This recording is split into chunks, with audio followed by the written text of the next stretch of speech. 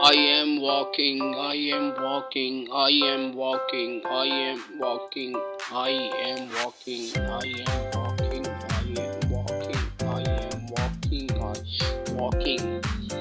I am walking, I am walking, I am walking, I am walking, I am walking। एक बात बता यार बबलू, ये स्कूल वाले जो है ना दिसंबर में छुट्टियां दे देते हैं, हालांकि सर्दी जनवरी में पड़ती है।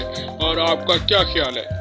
हाँ यार कद्दू, सही कह रहे हैं आप। स्कूल वालों को दिसंबर में छुट्टी नहीं देनी चाहिए, जनवरी में देनी चाहिए। और क्योंकि सर्दियाँ ज़्यादा जनवरी में पड़ती हैं, जनवरी में ही ज़्यादा सर्दी पड़ती है और हमें छुट्टियाँ जो दिसंबर में दी जाती है। अब इस पे हम क्या कह सकते हैं?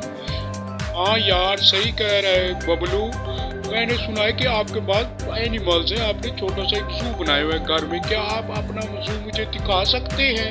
उसमें कौन कौन से आपने जानवर पाल रखे हैं? हाँ दिखा सकते हैं? हाँ यार मैं दिखा सकता हूँ, तो आइए चलते हैं, मैं आपको अपना जू दिखाता हूँ कि उसमें कौन कौन से एनिमल्स। तो आइए चलते हैं।